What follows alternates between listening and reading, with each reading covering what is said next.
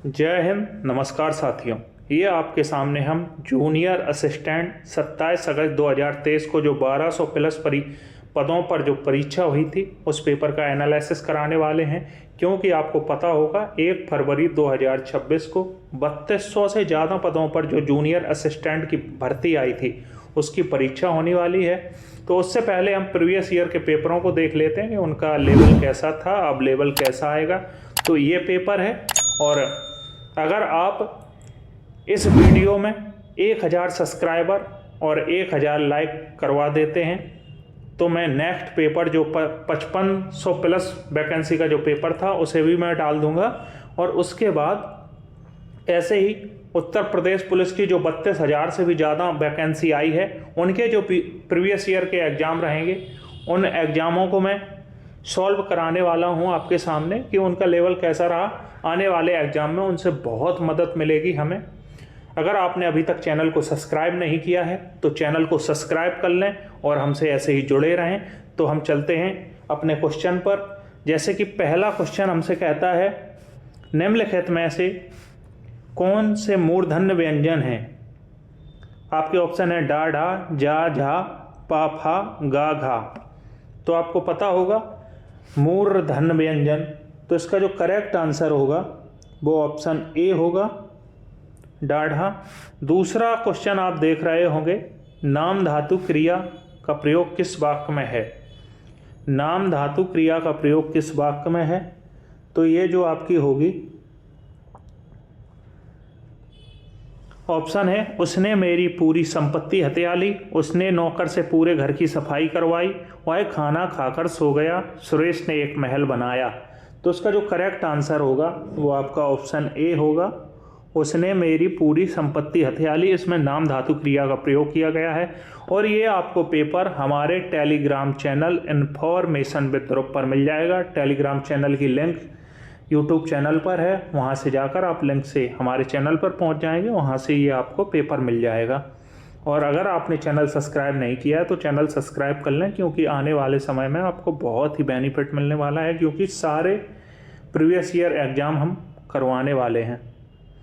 अब next question है तीसरा, बीना चली आ में विधेय का विस्तारण है, चली आ बीना जल्दी। तो इसका जो करेक्ट आंसर होगा तीसरा का वो ऑप्शन होगा डी, जल्दी। जल्दी इसमें विधेय है। चौथा क्वेश्चन आप देख पा रहे होंगे, निम्नलिखित में से कौन सी सुमित्रा नंदन पंत की कृति है? कुरुक्षेत्र, पीड़ा, स्वर्णधूलि, पल्लव। तो इसमें option A Kurukshetra correct answer होगा। और जो साथी यूपी SSSC से नेकपाल का जो फॉर्म फिल कर चुके हैं, आपको इससे जीके, यूपी जीके और हिंदी नेकपाल के लिए भी आप इन पेपरों को देख सकते हैं, क्योंकि आपको बहुत फ़ायदा मिलने वाला है नेकपाल की परीक्षा में भी। तो यहाँ पर क्वेश्चन है 5 नंबर, संयुक्त वाक्य की पहचान क्या होती है? इसमें 2 वाक्य होते हैं, एक प्रधान उपवाक्य और एक या अधिक आश्रित उपवाक्य होते हैं। वाक्य में मुख्य क्रिया एक ही होती है। एक प्रधान और एक समानाधिकारण उपवाक्य होता है और दोनों उपवाक्यों आपस में स्वतंत्र रहते हैं, किंतु योजक और अथवा किंतु आदि से जुड़े होते हैं। संयुक्त वाक्य की पहचान क्या होती है? तो जो इसका करेक्ट आंसर होगा वो आपका ऑप्शन डी होगा। एक प्रधान होता है और एक समानाधिकरण होता है उपवाक्य, और दोनों उपवाक्य आपस में स्वतंत्र रहते हैं, किसी योजक और अथवा किंतु आदि से जुड़े होते हैं। उनके बीच में आपको और देखने को मिलेगा, अथवा देखने को मिलेगा, किंतु देखने को मिलेगा, या आदि देखने को मिलेगा। इनसे जो जुड़े होते हैं वाक्य वो संयुक्त वाक्य होते हैं। संयुक्त वाक्य, मिश्रित वाक्य, सरल वाक्य, ऐसे ये वाक्य होते हैं। तो इसमें आपसे संयुक्त वाक्य पूछा है। चलते हैं क्वेश्चन नंबर 6 की तरफ। 6 नंबर क्वेश्चन कहता है, जिस क्रिया से सूचित होने वाला व्यापार कर्ता करे उसका पालन कर्ता पर ही पड़े उसे क्रिया को कहते हैं। तो आप में कह रहा है जिस क्रिया से सूचित होने वाला व्यापार कर्ता करे, तो इसमें क्रिया को कहते हैं। तो आपका क्वेश्चन नंबर 6 का जो करेक्ट आंसर होगा वो अकर्मक होगा, अकर्मक क्रिया। क्वेश्चन नंबर 7, के लिए किस कारक का चिन्ह है? संप्रदान, अपादान, कर्म संबंध। तो इसमें जो आपका करेक्ट आंसर होगा वो ऑप्शन ए होगा, संप्रदान। आपको पता होगा कर्ता ने कर्म के लिए, कर्ता ने कर्म को करण से संप्रदान के लिए, संप्रदान के लिए आप एक बार इन्हें बोल के देखेंगे कारक चिन्हों को, तो यहाँ पर संप्रदान होगा। चलते हैं नेक्स्ट क्वेश्चन नंबर 8 की तरफ। निम्नलिखित में से किस अलंकार शब्द का प्रयोग एक ही बार किया जाता है पर उसके एक से अधिक अर्थ निकलते हैं? श्लेष अलंकार, उपमा अलंकार, यमक अलंकार, रूपक अलंकार। तो इसका जो करेक्ट आंसर होगा वो श्लेष अलंकार होगा, जहां पर एक ही शब्द का प्रयोग हो किंतु उसके अर्थ अलग अलग निकलते हो, वहां पर श्लेष अलंकार होता है। चलते हैं नेक्स्ट क्वेश्चन 9 की तरफ। 9 नंबर क्वेश्चन कहता है, निम्नलिखित में से कौन सा पत्र औपचारिक पत्र नहीं है? अंक तालिका की नई प्रति प्राप्त करने के लिए केंद्रीय माध्यमिक शिक्षण बोर्ड को लिखा जाने वाला पत्र, कक्षा में प्रथम स्थान प्राप्त करने वाले पुत्र के लिए पिता द्वारा लिखा जाने वाला बधाई पत्र, पुस्तक मंगवाने के लिए पुस्तक विक्रेता को लिखा जाने वाला पत्र, अवकाश के लिए विद्यालय प्रचार को लिखा जाने वाला पत्र। तो यहाँ पर आपसे पूछा है कि औपचारिक पत्र नहीं है, तो इसका क्वेश्चन नंबर 9 का जो करेक्ट आंसर होगा वो होगा ऑप्शन ए, अंक तालिका की नई प्रति प्राप्त करने के लिए केंद्रीय माध्यमिक शिक्षण बोर्ड को लिखा जाने वाला पत्र। चलते हैं नेक्स्ट क्वेश्चन 10 की तरफ। 10 नंबर क्वेश्चन कहता है, नीचे दिए गए उदाहरणों के साथ संधि का नाम किस विकल्प में अशुद्ध है? दिगंबर व्यंजन संधि है, यहाँ पर महावर दीर्घ संधि है, सदैव में वृद्धि संधि है, यहाँ पर 2 मात्राएं हैं। अशुद्ध पूछी गई है तो बनोत्सव, यहाँ पर आपकी जो क्वेश्चन नंबर 10 का होगा वो डी करेक्ट होगा, बनोत्सव। चलते हैं नेक्स्ट क्वेश्चन 11 की तरफ। 11 नंबर क्वेश्चन कहता है, जब स्वरों के उच्चारण में ध्वनि मुख के साथ साथ नासिक द्वार से भी निकलती है, उस अनुनासिकता को प्रकट करने के लिए निम्नलिखित में से किसका प्रयोग किया जाता है? रेप का, चंद्रबिंदु का, अंस्वर बिंदु का, नुक्ता का। तो आपका क्वेश्चन नंबर जो 11 है उसका करेक्ट आंसर होगा ऑप्शन बी, चंद्रबिंदु। आप यहाँ पर देखेंगे आप क्वेश्चन नंबर 12, किस युग में अशुद्धि है? यह पेपर ऐसा बताया जाता है कि काफ़ी टफ पेपर था, कठिन पेपर था, उसकी कट ऑफ भी काफ़ी कम गई थी। उसके बाद थोड़ा जो नेक्स्ट पेपर कराएंगे जो जूनियर असिस्टेंट 5500 प्लस वैकेंसी का था उसका कराएंगे, उसके बाद यूपी पुलिस के प्रीवियस ईयर के पेपर कराएंगे। अगर आपने अभी तक चैनल को सब्सक्राइब नहीं किया है तो चैनल को सब्सक्राइब कर लें। इसको देखते हैं कौन से में अशुद्धि है। तो सतसई द्विगु समास है, ये बिल्कुल करेक्ट है। प्रतिवर्ष, कर्मधारय, दाल रोटी द्वंद्व समास, आजन्म, अवयवी भाव समास। तो इसमें जो क्वेश्चन नंबर 12 में वो आप देखेंगे प्रतिवर्ष, ये कर्मधारय समास है। सतसई में आप देखेंगे द्विगु समास में जहाँ गिनने वाले आ जाएं, नवरात्रि, सतसई, ऐसे वहाँ पर द्विगु समास होता है। चलते हैं नेक्स्ट क्वेश्चन 13 की तरफ। 13 नंबर क्वेश्चन कहता है, यदि नेहा परिश्रम करती तो परीक्षा में अवश्य उत्तीर्ण हो जाती है। क्रिया का काल कौन सा होगा? आसन्न भूतकाल, संदिग्ध भूतकाल, हेतु मध्य भूतकाल, अपूर्ण भूतकाल। यदि नेहा परिश्रम करती तो परीक्षा में अवश्य उत्तीर्ण हो जाती। जहाँ पर ये कंडीशन दी जाए वहाँ पर हेतु मध्य भूतकाल होता है। क्वेश्चन नंबर 13 का करेक्ट आंसर होगा वो सी होगा। चलते हैं नेक्स्ट क्वेश्चन 14 की तरफ। 14 नंबर क्वेश्चन कहता है, रेखांकित पदबंध का प्रकार बताएं। उस जैसा जिंदा दिल इंसान मिलना कठिन है। विशेषण पदबंध है, सर्वनाम पदबंध है, क्रिया विशेषण पदबंध है, संज्ञा पदबंध है। तो इसका जो करेक्ट आंसर होगा 14 का वो ऑप्शन ए होगा, इसमें विशेषण पदबंध है। चलते हैं नेक्स्ट क्वेश्चन 15 की तरफ। 15 नंबर क्वेश्चन कहता है, पदबंध को व्यक्त करने के लिए कौन सा विकल्प सर्वोचित है? पदबंध शब्दों का समूह है जो वाक्य में स्वतंत्र होता है।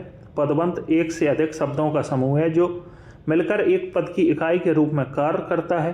पदबंध पदों का समूह है जो अनेक पदों का कार्य करता है। पदबंध उपवाक्य का दूसरा नाम है।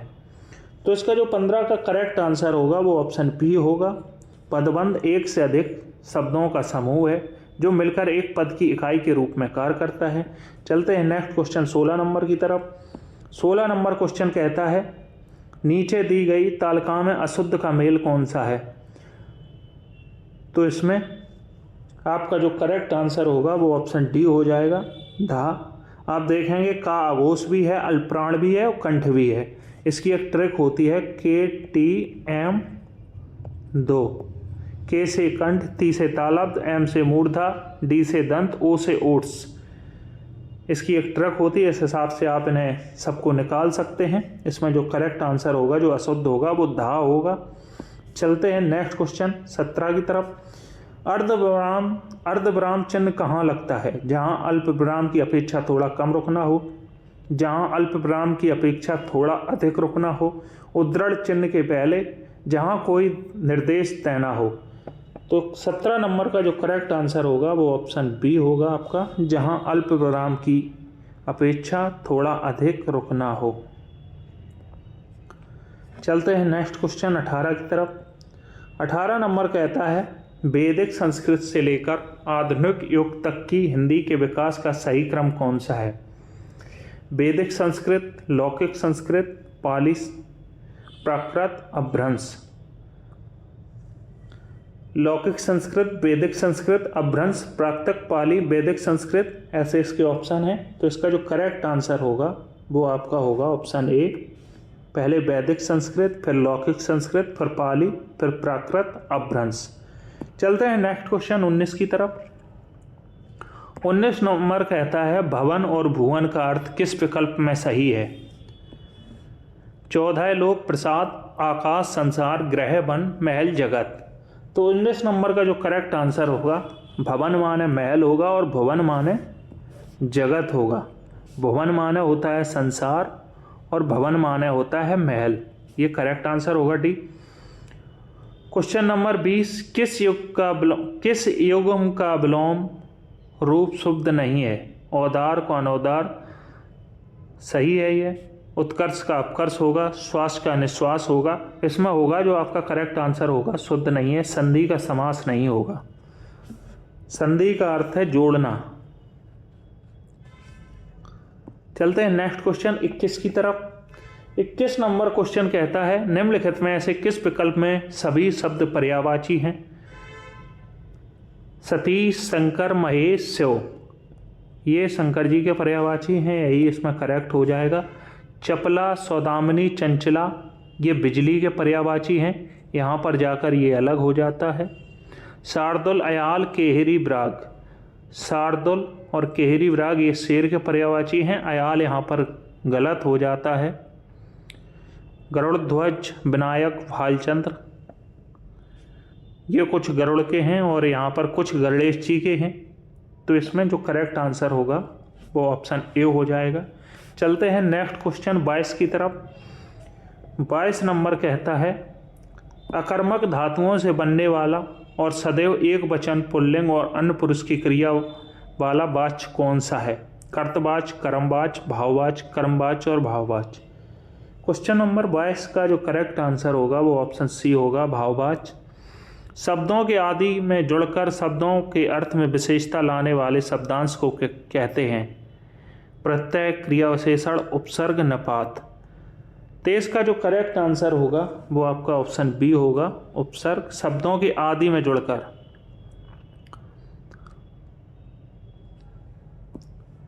चलते हैं नेक्स्ट क्वेश्चन 24 की तरफ। आज हमारी बारी है मैं आज कौन सा पद है? संज्ञा, क्रिया विशेषण, सर्वनाम, क्रिया। तो इसमें जो करेक्ट आंसर होगा 24 का वो सी होगा, क्रिया विशेषण। रेखांकित उपवाक्य का भेद लिखिए। ऐसा पत्र लिखो जिसमें विद्यालय की सभी समस्याओं का उल्लेख हो। संज्ञा उपवाक्य, विशेष उपवाक्य, क्रिया विशेषण उपवाक्य, प्रधान उपवाक्य। तो इसमें जो करेक्ट आंसर होगा 25 का वो ए होगा, संज्ञा उपवाक्य। चलते हैं नेक्स्ट क्वेश्चन की तरफ।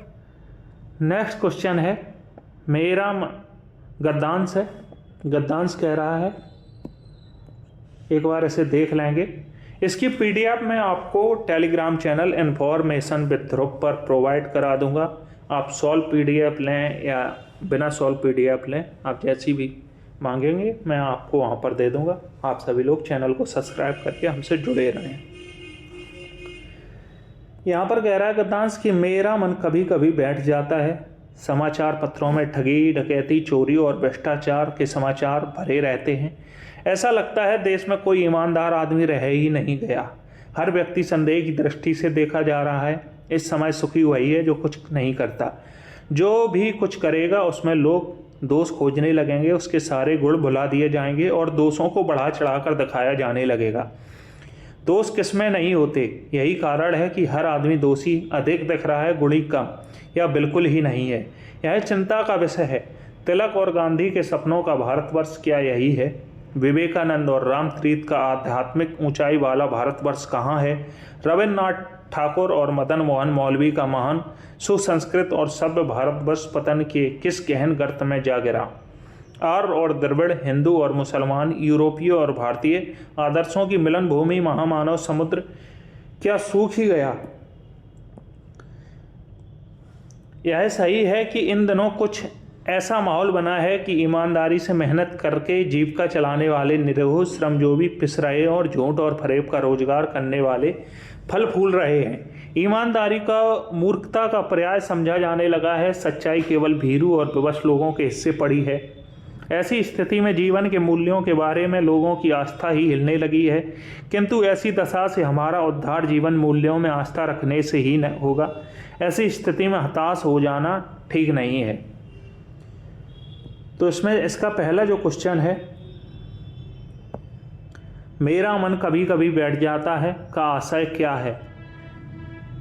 लेखक का हृदय देश की दुर्दशा देखकर चिंतित हो जाता है। लोग बेईमान हो गए हैं। सच्चाई केवल भीरू और बेवश लोगों के हिस्से में पड़ी है। झूठ और फरेब का रोजगार करने वालों का फल फूल रहे हैं। तो इसका जो पहला है 26 नंबर, इसका जो करेक्ट आंसर होगा वो होगा लेखक का मन बैठ जाता है। तो इसका जो करेक्ट आंसर होगा वो आपका ऑप्शन ए होगा। देश की दुर्दशा देखकर चिंतित हैं, ये आपको पहला मिल जाएगा। यहाँ पर लेखक का मन कभी कभी बैठ जाता है। मेरा मन चोरी डकैती, लगता है कोई ईमानदार नहीं रह गया है, क्या करेगा, हर आदमी दोषी है। और भारत की दुर्दशा को देखकर उनका मन बैठ जाता है। चलते हैं नेक्स्ट क्वेश्चन। लेखक ने चिंता के विषय किसे कहा है? 27 नंबर का जो करेक्ट आंसर होगा वो ऑप्शन बी होगा। ऐसी प्रवृत्ति की चिंता का विषय है जिसके कारण लोग हर आदमी को दोषी समझने लगे। नेक्स्ट क्वेश्चन है 28 कहता है ईमानदारी को मूर्खता का पर्याय कैसे समझे जाने लगा? आज सभी को बेईमानी से कमाना अच्छा लगता है। पूरे देश में ही बेईमानी बस गई है। जो ईमानदारी पूर्वक मेहनत की कमाई करते हैं उन्हें लोग मूर्ख समझते हैं। देश की संपूर्ण व्यवस्था भ्रष्टाचार के दलदल में समा गई है। तो 28 का जो करेक्ट आंसर होगा वो आपका ऑप्शन सी होगा। जो ईमानदारी पूर्वक मेहनत करते हैं उन्हें लोग मूर्ख समझते हैं। ये यहाँ पर देख सकते हैं 28 नंबर का। चलते हैं नेक्स्ट क्वेश्चन 29 की तरफ। 29 क्वेश्चन कहता है हताश हो जाना ठीक नहीं। इस वाक्य को लिखने का लेखक का क्या तात्पर्य है? 29 का जो करेक्ट आंसर होगा वो ऑप्शन डी होगा। जीवन के मूल्यों के बारे में लोगों की आस्था पुनः प्रस्थापित हो सकेगी और देश का उद्धार जीवन मूल्यों में आस्था रखने से ही होगा। क्वेश्चन नंबर 30 कहता है निरीह शब्द में कौन सा व्याकरणिक इकाई है? संज्ञा, सर्वनाम, विशेषण, संबंध बोधक। तो इसमें 30 में जो करेक्ट आंसर होगा वो आपका ऑप्शन सी होगा, विशेषण।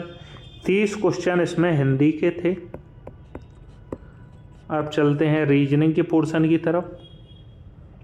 रीजनिंग के पोर्शन पर 31 नंबर क्वेश्चन कहता है, इसमें सीधे सीधे आपको आंसर लगाते जाएंगे। इसके बाद में आपको जब टेलीग्राम पर पेपर मिल जाएगा आप वहाँ पर इसे सॉल्व कर सकते हैं पूरे पेपर को। और 1 फरवरी से पहले इन्हें सॉल्व करने में बहुत फ़ायदा मिलेगा। और जहाँ जहाँ से दोनों पेपर को मर्ज करके उन टॉपिकों को देख लेना। आप एक ये 1200 प्लस वैकेंसी जूनियर असिस्टेंट का, एक 5500 प्लस, दोनों पेपरों का आप विश्लेषण करेंगे और देखेंगे कहाँ से सबसे ज़्यादा प्रश्न उठाए थे इन्होंने, और उन्हीं चैप्टरों को आपको रिवाइज करना है अंतिम दिनों में।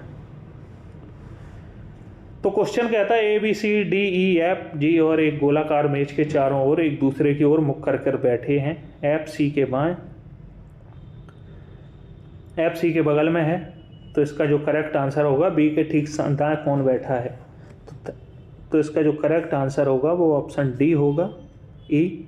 इसमें आप ऐसे गोला बना के 6 पैलेस बनाएंगे, उन्हें इस तरह से बैठा लेंगे। चलते हैं नेक्स्ट क्वेश्चन 32 की तरफ। 32 कहता है ब्लड रिलेशन का क्वेश्चन है। निम्नलिखित जानकारी को ध्यानपूर्वक पढ़ें और उसके नीचे दिए गए प्रश्नों का उत्तर दें।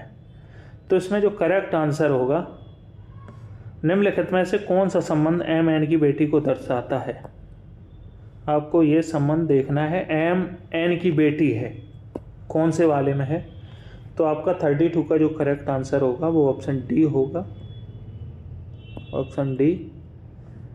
एक बार इसे भी आप सॉल्व करके देख लें। अब चलते हैं 33 की तरफ। 33 क्वेश्चन कहता है निम्नलिखित में से प्रश्न में कथन दिए गए हैं, इन कथनों के बाद निष्कर्ष दिए गए हैं। आपको दिए गए कथनों को सत्य मानना है, भले ही समानता व ज्ञात तथ्यों से भिन्न प्रतीत होते हैं। तो इसको आपको सॉल्व करना है। कुछ लेखक कवि हैं, कुछ लेखक उत्तर हैं। इस तरह से आप कर सकते हैं। इसके 2 तरीके होते हैं, आपको जो सही लगे वो कर सकते हैं। कथन कह रहा है कुछ प्रश्न, कुछ प्रश्न उत्तर हैं, कुछ प्रश्न उत्तर हैं, कुछ उत्तर लेखक हैं, सभी लेखक कवि हैं। अब आपके जो निष्कर्ष हैं, कुछ लेखक उत्तर हैं, ये सही है। कुछ कवि प्रश्न हैं, ये गलत है। सभी प्रश्न कवि हैं, गलत है। कुछ कवि उत्तर हैं, सही है। तो इसका जो करेक्ट आंसर होगा वो पहला और चौथा अनुसरण करता है, 33 का, ऑप्शन B। चलते हैं नेक्स्ट क्वेश्चन 34 की तरफ। 34 कहता है एक कक्षा में 150 छात्र हैं और लड़कों की संख्या लड़कियों की संख्या से दुगनी है। लड़कों में से एक कुड़ाल शीर्ष से 25वें स्थान पर और केवल 10 लड़कियां कुड़ाल से आए हैं। उसके बाद कितने लड़के हैं। तो इसका जो करेक्ट आंसर होगा 34 का वो ऑप्शन C होगा, 85। चलते हैं नेक्स्ट क्वेश्चन 35 की तरफ। 35 कोडिंग डिकोडिंग का है। यदि किसी निश्चित भाषा में इलेक्शन को ये लिखा जाता है तो इसमें अपोजिट है। तो इसका जो करेक्ट आंसर होगा 35 का वो ऑप्शन A होगा। चलते हैं 36 की तरफ। समान पैटर्न का अनुसरण करते हुए दी गई श्रृंखला में लुप्त संख्या ज्ञात कीजिए। आपको ये सीरीज दी गई है 18, 24, 84, 294, 798। इसका जो नेक्स्ट पद होगा वो क्या होगा। 36 का जो करेक्ट आंसर होगा वो आपका होगा ऑप्शन B, 1788। नीचे दिखाए गए चित्र में त्रिभुजों की संख्या गिने। 15, 16, 17, 18। तो इसमें जो करेक्ट आंसर होगा वो आपका 18 होगा। एक बार इन्हें गिनकर देख लेते हैं। 1, 2, 3, 4, 5, 6, 7, 8, 9, 10, 11, 12, 13, 14, 15,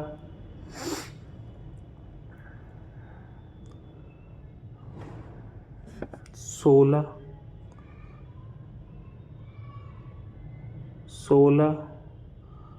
17, 18। इसमें जो टोटल त्रिभुज होंगे वो 18 होंगे। एक बार इसे मैं खोल देता हूँ पूरा।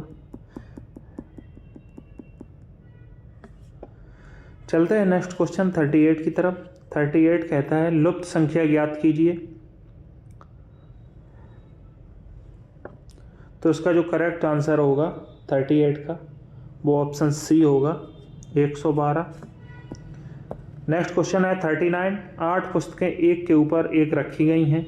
ऊपर से गिनती करें तो दूसरी, पाँचवीं और छठी किताबें हिंदी हैं, हिंदी पर हैं। हिंदी की 2 किताबें अंग्रेजी की और किताबों के बीच हिंदी की 1 किताब संस्कृत की 2 किताबों के बीच में है, जबकि गुजराती किताब के ऊपर वाली किताब अंग्रेजी किताब है। इसमें आपका आंसर पूछा है तो इसमें कौन सा करेक्ट होगा? 39 का आपका ऑप्शन होगा डी, अंग्रेजी। चलते हैं नेक्स्ट क्वेश्चन 40 की तरफ। 40 नंबर आपका ये सीक्वेंस का है, आपको व्यवस्थित क्रम में लगाना है, तो इसका जो करेक्ट आंसर होगा 40 का वो ऑप्शन डी होगा।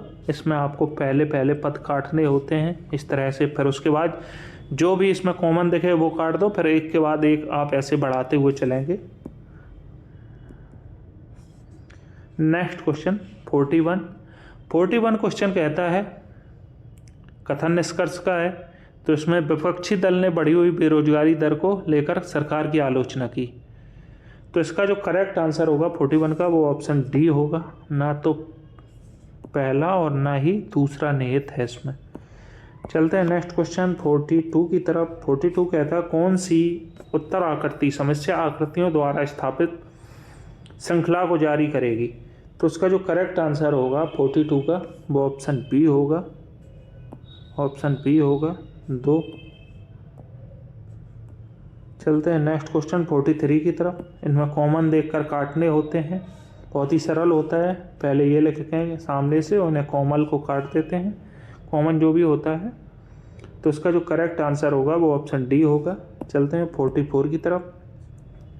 रेलवे स्टेशन पहुंचने पर आपको पता चलता है कि जिस ट्रेन को आपको पकड़ना चाहते थे वह चलने वाली है और टिकट खरीदने का समय ही नहीं बचा। आपके लिए सबसे अच्छी बात होगी तो आप ट्रेन छोड़ने की बजाय उसे पकड़ लें और अगले स्टॉपेज पर टीटी को टिकट खरीदने की असमर्थता के बारे में सूचित करेंगे। 100% इसका करेक्ट होगा, 100% इसका राइट होगा ये। नेक्स्ट क्वेश्चन 45 देख लेते हैं, रीजनिंग का अंतिम क्वेश्चन है। कथन निष्कर्ष, प्रधानमंत्री सुबह 10 बजे लोगों को संबोधित करेंगे। आपसे अनुरोध है कि प्रातः 10 बजे से पूर्व अपना स्थान ग्रहण कर लें। यदि लोग सुबह 10 बजे से पहले अपनी सीट पर नहीं हैं तो समारोह शुरू नहीं होगा। समारोह तय कार्यक्रम के अनुसार ही होगा। ऐसा नहीं है कि आप अपनी सीट पर ना पहुँचें और समारोह ना हो, समारोह शुरू हो जाएगा। तो इसका जो धारणा सेकंड इसमें अंतर्निहित है। तो ये आपके 15 क्वेश्चन यहाँ पर रीजनिंग के थे, 15 क्वेश्चन यहाँ पर रीजनिंग के थे, 30 क्वेश्चन हिंदी के थे। अब देख लेते हैं जीके के क्वेश्चन को। 46 क्वेश्चन कहता है, कोका सिल्क जो एक भारतीय रेशम कीट एंथेरिया माइलिटा के कोया से प्राप्त होता है, निम्नलिखित में से किस राज्य से संबंधित है? उत्तर प्रदेश, तमिलनाडु, छत्तीसगढ़, तेलंगाना।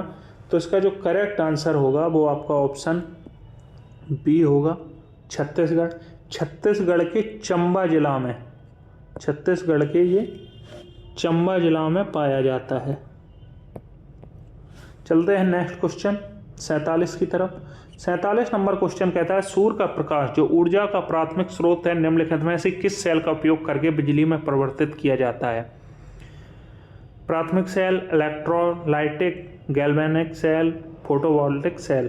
तो इसका 47 का जो करेक्ट आंसर होगा वो ऑप्शन डी होगा। चलते हैं नेक्स्ट क्वेश्चन 48 की तरफ।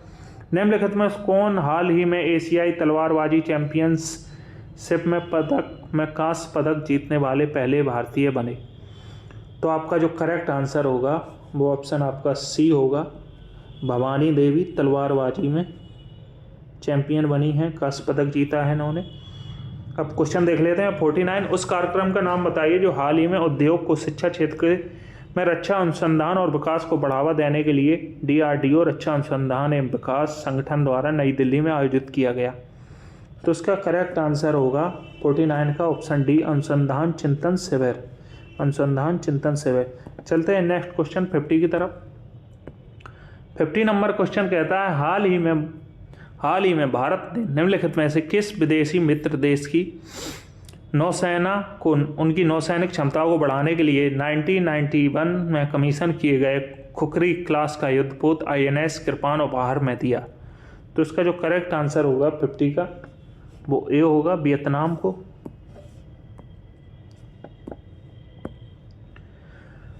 51 कहता है भारत में मानहानि को IPC इंडियन पेनल कोड भारतीय दंड संहिता की किस धारा में परिभाषित किया गया है। तो उसका जो करेक्ट आंसर होगा 51 का वो आपका ऑप्शन सी होगा, धारा 499। नुआखाई एक फसल उत्सव भारत में मुख्य रूप से निम्नलिखित में से किस राज्य में मनाया जाता है। तो इस आपका जो करेक्ट आंसर होगा वो उड़ीसा होगा, नुआखाई उड़ीसा में मनाया जाता है। असम का आपको पता हो बिहू उत्सव होता है, मेघालय का बंगाला होता है और तेलंगाना का जलीकट्टू है, वो सॉरी तमिलनाडु का जलीकट्टू है। नेक्स्ट क्वेश्चन है 53 क्वेश्चन कहता है भारतीय संविधान में किस याचिका का अर्थ सूचित होना या प्रमाणित होना है। तो आपका 53 का जो करेक्ट आंसर होगा ऑप्शन सी होगा, उत्प्रेषण। चलते हैं नेक्स्ट क्वेश्चन 54 की तरफ। IIHR भारतीय बागवानी और अनुसंधान संस्थान बागवानी के विभिन्न पहलुओं और बुनियादी रणनीतिकी प्रत्याशित और अभिकारक नोडल एजेंसी है। इस संगठन का मुख्य अनुसंधान स्टेशन निम्नलिखित में से किस राज्य में मिला। तेलंगाना, हिमाचल प्रदेश, कर्नाटक, उत्तराखंड। तो 54 इसका करेक्ट आंसर होगा ऑप्शन डी, कर्नाटक। चलते हैं नेक्स्ट क्वेश्चन 55 की तरफ। निम्नलिखित में से किस घटना के बाद वल्लभ भाई पटेल को सरदार की उपाधि दी गई। तो आप सभी जानते होंगे, बहुत ही सरल क्वेश्चन है। बारदोली सत्याग्रह के बाद इन्हें सरदार की उपाधि मिली थी। और ये दांडी मार्च, चंपारण, खेड़ा सत्याग्रह, ये तीनों महात्मा गांधी से हैं। चंपारण जो बिहार में हुआ था नील की खेती के लिए। चलते हैं नेक्स्ट क्वेश्चन 56 की तरफ। निम्नलिखित भारतीय रेलवे मार्गों में से किसको विशिष्ट काल के दौरान क्राउन जेल माना जाता था। और इसमें दुनिया का सबसे ऊंचा मल्टी आर्च गैलरी ब्रिज भी शामिल है। मथेरन हिल रेलवे, कालका Shimla railway, Darjeeling Himalayan railway, Chilka railway मार्ग। तो इसका जो करेक्ट आंसर होगा वो आपका होगा कालका शिमला रेलवे, ऑप्शन बी। चलते हैं नेक्स्ट क्वेश्चन 57 की तरफ। 57 क्वेश्चन कहता है विष्णु शर्मा द्वारा लिखी गई प्रसिद्ध पुस्तक पंचतत्व, जिसमें पशु दंत कथाएं और कहानियां शामिल हैं, मुख्य रूप से मौखिक परंपराओं से संबंधित है, जो मूल रूप से निम्नलिखित में से किस भाषा में लिखी गई। तो इसका करेक्ट आंसर होगा आपका ऑप्शन डी, संस्कृत। चलते हैं नेक्स्ट क्वेश्चन 58 की तरफ। भारत में स्थित उस पर्वतीय चोटी का नाम बताएं जिसे महान बर्फ के 5 खजाने के रूप में जाना जाता है। 5 खजाने 5 वरदान, सोना, चांदी, रत्न, अनाज और भगवान की पवित्र पुस्तकों का प्रतिनिधित्व करते हैं। तो इसका जो करेक्ट आंसर होगा वो आपका ऑप्शन बी होगा, कंचनजंगा। चलते हैं नेक्स्ट क्वेश्चन 59 की तरफ। 59 निम्नलिखित प्रसिद्ध भारतीय जलप्रपातों और उनके संबंधित राज्यों का मिलान करें। तो 59 का जो करेक्ट आंसर होगा वो आपका होगा ऑप्शन बी, पहला का डी है, दूसरा का सी है, मैगोंड है कर्नाटक में, नोए कलकाई है मेघालय में, तीसरा का बी है, मिनमुट्टी है तमिलनाडु में और थलेयार है केरल में। चलते हैं नेक्स्ट क्वेश्चन 60 की तरफ। 60 नंबर क्वेश्चन कहता है वर्ष 1982 में नई दिल्ली में आयोजित किस खेल कार्यक्रम के शुभंकर मॉस्कोट के रूप में अप्पू एक हाथी का उपयोग किया गया था। राष्ट्रीय खेल, विश्व टेबल टेनिस चैंपियन, एशियाई खेल, भारतीय कुश्ती चैंपियनशिप। तो इसमें जो करेक्ट आंसर होगा वो ऑप्शन सी होगा, एशियाई खेल में जो मस्कट शुभंकर जो बनाया गया था वो अप्पू हाथी था। नेक्स्ट क्वेश्चन है भारत का राष्ट्रीय कैलेंडर शक संवत पर आधारित है, जिसका पहला महीना है और आधिकारिक उद्देश्यों के लिए ग्रेगोरियन कैलेंडर के साथ 22 मार्च 1957 से 365 दिनों का एक समान वर्ष अपनाया गया था। इसका करेक्ट आंसर होगा चैत्र। फिरोज शाह कोटला किला 1354 में सुल्तान फिरोज शाह तुगलक ने बनवाया था। यह किला किस नदी के तट पर बसा है। फिरोज शाह कोटला मैदान आपको पता होगा दिल्ली में है और वहीं पर ये किला है। तो आपको ये भी पता होगा दिल्ली किस नदी के किनारे है, तो दिल्ली है यमुना नदी के किनारे। इसका करेक्ट आंसर होगा 62 का। चलते हैं नेक्स्ट क्वेश्चन 63 की तरफ। 63 कहता है राज्य और उसके राज पक्षी के संबंध में सही जोड़ी का पता लगाएं। तो इसमें जो करेक्ट आंसर होगा वो होगा आपका महाराष्ट्र पीले पैरों वाला कबूतर हरियल। हरियल ये उत्तर प्रदेश में भी आपको देखने को मिलता है। हरियल की एक खासियत है, ये कभी ज़मीन पर पैर नहीं रखता। हरियल पक्षी ज़मीन पर पैर रखने के लिए नहीं जाना जाता, ये कभी ज़मीन पर पैर नहीं रखता और ये महाराष्ट्र का राष्ट्रीय पक्षी है। चलते हैं नेक्स्ट क्वेश्चन 64 की तरफ। निम्नलिखित में से कौन सा केरल राज्य सरकार का सर्वोच्च साहित्यिक सम्मान, जिसका नाम राज्य के 16वीं शताब्दी के एक भक्त कवि के नाम पर रखा गया। तो जो 64 है इसका जो करेक्ट आंसर होगा वो आपका होगा एंजुथाचन पुष्कारम। चलते हैं नेक्स्ट क्वेश्चन 65 की तरफ। केंद्रीय विद्युत प्राधिकरण सीई ने मसौदा ड्राफ्ट केंद्रीय विद्युत प्राधिकरण अधिनियम 2023 जारी किया। ड्राफ्ट के अनुसार क्षेत्र से गुजरने वाली 33 kV और उसके नीचे की सभी विद्युत लाइनों को भूमिगत किया जाएगा। इसका 65 का जो करेक्ट आंसर होगा वो होगा option A great Indian bustard Sonchiraiya. अब आपके यहाँ से कंप्यूटर के क्वेश्चन शुरू होते हैं 66 से।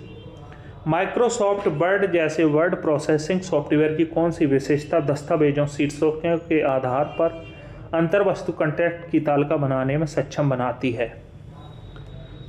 Hyperlinks, spelling and grammar check, mail merge, stylish. तो 66 का जो करेक्ट आंसर होगा वो होगा ऑप्शन बी स्टाइलिश। दोस्तों अगर आपने अभी तक चैनल को सब्सक्राइब नहीं किया है तो चैनल को सब्सक्राइब कर लो, क्योंकि इसके बाद जो आपको नेक्स्ट जूनियर असिस्टेंट का पेपर देखने को मिलेगा वो 5500 वैकेंसी का होगा। उन बेल आइकन को भी दबा लें। चलते हैं नेक्स्ट क्वेश्चन पर। पहले यांत्रिक कैलकुलेटर को कहा जाता था? कैलकुलेटर, ओपेंट, गैलीलियो, पास्कलाइन। तो 67 का जो करेक्ट आंसर होगा वो आपका ऑप्शन डी होगा पास्कलाइन। माइक्रोसॉफ्ट एक्सेल में कौन सा फंक्शन टेक्स्ट से सभी गैर मुद्रण योग करेक्टर संप्रेषकों को हटा देता है? 68 का करेक्ट आंसर होगा आपका ऑप्शन ए क्लीन। चलते हैं नेक्स्ट क्वेश्चन 69 पर। के मीनस एल्गोरिदम एक एल्गोरिथम है सुपरवाइज्ड लर्निंग का, अनसुपरवाइज्ड लर्निंग का, सेमी सुपरवाइज्ड लर्निंग का, रीइंफोर्समेंट लर्निंग का। तो इसका जो करेक्ट आंसर होगा 69 का वो होगा ऑप्शन बी अनसुपरवाइज्ड लर्निंग का। चलते हैं नेक्स्ट क्वेश्चन 70 की तरफ। 70 कहता है IoT उपकरणों से वायरलेस संचार के लिए आमतौर पर किस तकनीक का उपयोग किया जाता है? तो आपका करेक्ट आंसर होगा ए ब्लूटूथ। नेक्स्ट क्वेश्चन है 71। अपाचे हडूप फ्रेमवर्क का एक बड़ा हिस्सा भाषा में लिखा जाता है। तो इसका करेक्ट आंसर होगा 71 का आपका ऑप्शन सी जावा। नेक्स्ट क्वेश्चन है 72। AI एप्लीकेशन को लागू करने के लिए दी गई भाषाओं में कौन सी भाषा आमतौर पर उपयोग नहीं की जाती है? तो आपका इसमें करेक्ट आंसर होगा option D Perl option D. चलते हैं नेक्स्ट क्वेश्चन 63 की तरफ। 63 क्वेश्चन कहता है माइक्रोसॉफ्ट द्वारा कौन सी ईमेल सेवा संचालित की जाती है? आउटलुक, याहू मेल, जीमेल, ऑक्टलाइन मेल। तो 63 का जो करेक्ट आंसर होगा वो आपका होगा option B Outlook. Next question 74 question कहता है साइबर सुरक्षा हमले के लिए क्या शब्द हैं जो बड़े पैमाने पर अटैक नेटवर्क बनाने के लिए एक साथ कई परस्पर जुड़े उपकरणों को लांछित करता है?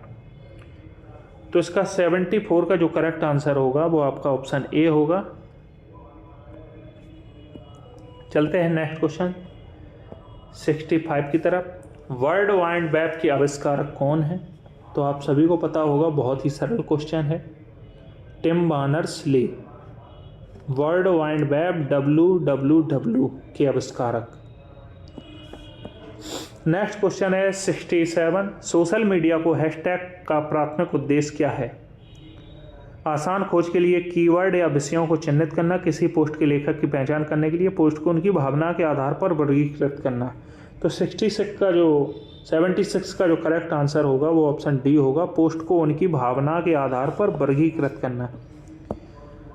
नेक्स्ट क्वेश्चन है 77, ई गवर्नेंस में डिजिटल दस्तावेजों की सुरक्षा और प्रामाणिकता सुनिश्चित करने के लिए अक्सर किस तकनीक का उपयोग किया जाता है? Digital signature, virtual private network, distributors, ledger technology, cloud computing.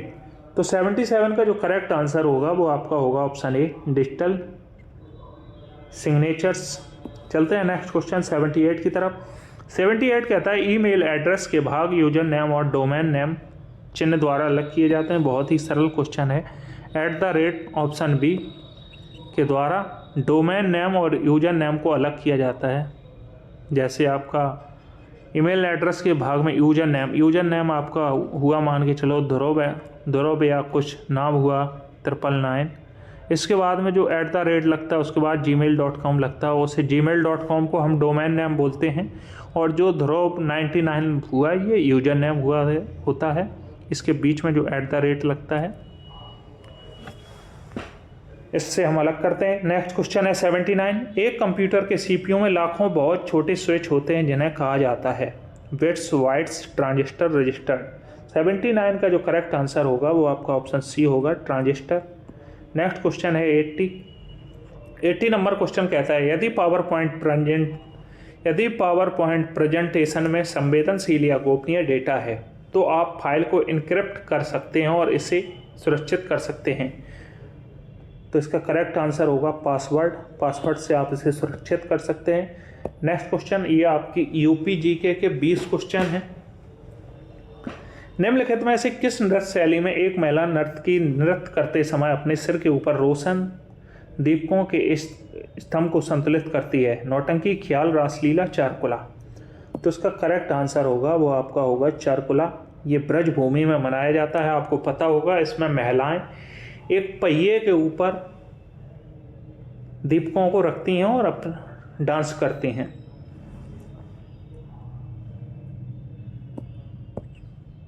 Braj क्षेत्र में मनाया जाता है चारकुला। नेक्स्ट क्वेश्चन है आधुनिक उपयोग के लिए टेवलियर जैसी उच्च चमक वाली विशेषीकृत चमकदार वस्तुएं उत्तर प्रदेश के निम्नलिखित में से किस क्षेत्र में उत्पादित की जाती हैं? तो आपका 82 का जो करेक्ट आंसर होगा वो ऑप्शन डी होगा, चिनहट और मसेलिया। नेक्स्ट क्वेश्चन 83 है, निम्नलिखित में से कौन सा स्थान उत्तरी कौशल जनपद की राजधानी था? तो आपका जो करेक्ट आंसर होगा 83 का वो ऑप्शन ए होगा, श्रावस्ती उत्तरी कौशल की राजधानी था, ऑप्शन ए। चलते हैं नेक्स्ट क्वेश्चन 84 की तरफ। 84, देवगढ़ में स्थित गुप्त काल का 10वां तार मंदिर जो भगवान विष्णु को समर्पित है अपनी वास्तुकला की शैली के कारण उत्तर भारत में सबसे प्राचीन ज्ञात है। इसकी शैली कौन सी है जो देवगढ़ में 10वां तार मंदिर है? तो इसकी जो शैली है करेक्ट आंसर होगा ऑप्शन बी, पंचायतन शैली। नेक्स्ट क्वेश्चन 85 क्वेश्चन कहता है निम्नलिखित में से किस जानवर की रक्षा के लिए हस्तिनापुर वन्यजीव अभयारण्य की स्थापना वर्ष 1986 में की गई? तो इसमें जो आपका करेक्ट आंसर होगा दलदर हिरण। नेक्स्ट क्वेश्चन, फतेहपुर सीकरी को पहले फतेहाबाद के नाम से जाना जाता था। यह फतेह शब्द का अर्थ जीत है। यह शब्द निम्नलिखित में से किस भाषा से लिया गया है? तो इसका करेक्ट आंसर होगा ऑप्शन ए, फारसी भाषा से। नेक्स्ट क्वेश्चन 87, लेखकों को उनकी कृतियों रचनाओं के संबंध में निम्नलिखित में से कौन सा जोड़ा गलत है? तो महादेवी वर्मा की छैड़ा सही है, मैथिली शरण गुप्त की तिलोत्तमा सही है, जयशंकर प्रसाद की प्रेम पथिक सही है। यहाँ पर सूरदास की अष्टसूर पुस्तक नहीं है।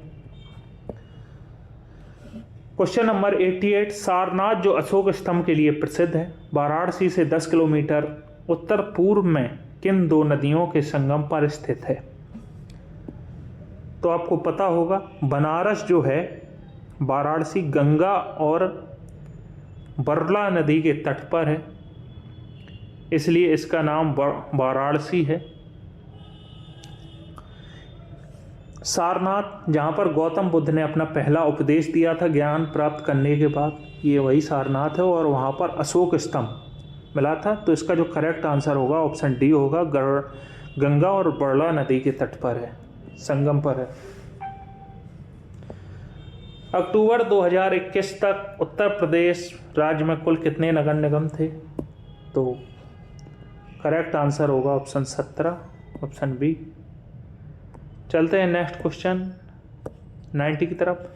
निम्नलिखित जीआई भौगोलिक संकेत टैग उत्पादों में स्थान मिलान करें। तो कैंची आपका मेरठ हो जाएगा, कैंची आपका मेरठ हो जाएगा।